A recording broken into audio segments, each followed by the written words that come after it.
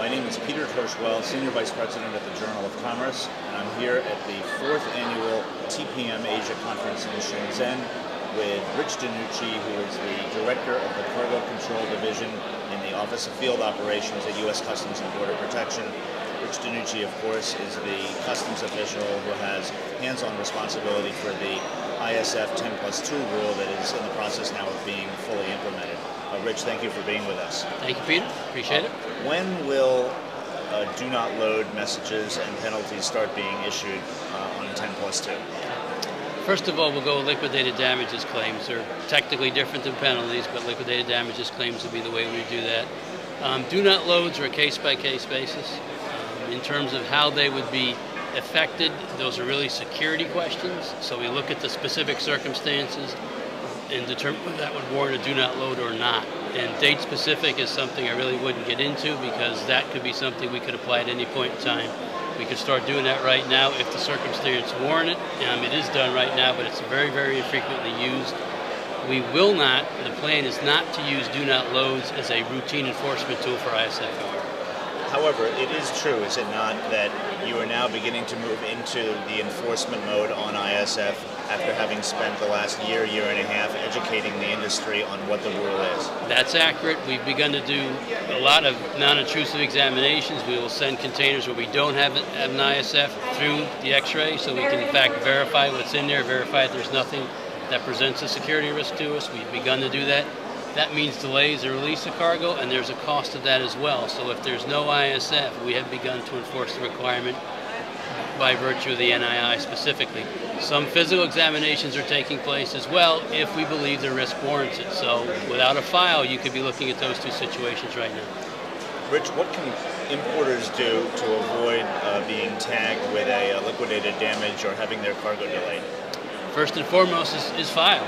We've now talking about this. We're almost 2 years into this as a rule, and 95% of what's in that rule has been final. I know it says interim final on it, but 95% of it is final. So file.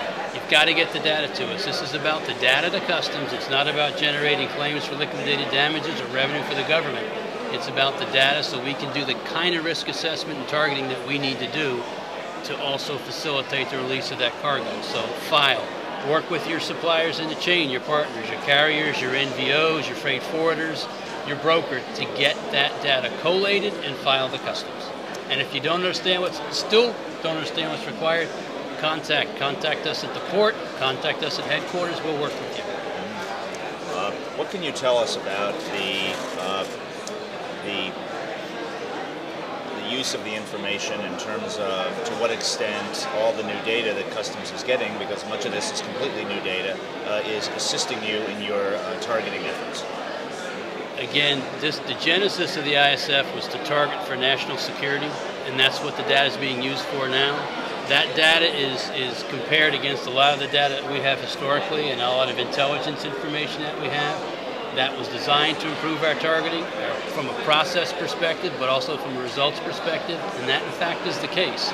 We see that. I literally get messages all day long in terms of the sort of targeting data that we wanted that the ISF to generate. That's coming in on a daily basis. We see that. We see the improvement in our targeting based on that data. And again, that's from a security perspective. So if there are threats out there, that data is finding those links for us, and then we react appropriately. That could be a physical examination, it could be a request for more documentation, a variety of things that we would do to mitigate that risk. But the data has in fact delivered what we hoped it would, which is a refined targeting process which increases the confidence we have in terms of facilitating release. Rich, thank you very much. We've been talking with Rich Nucci of U.S. Customs and Border Protection about the ISF the ISF 10+2 rule, which, as Rich said, is in the process now, finally, after 2 years of being rolled out, being implemented. Rich, thank you for being with us. Thank you for coming all the way over here to Asia to join us for the TPM.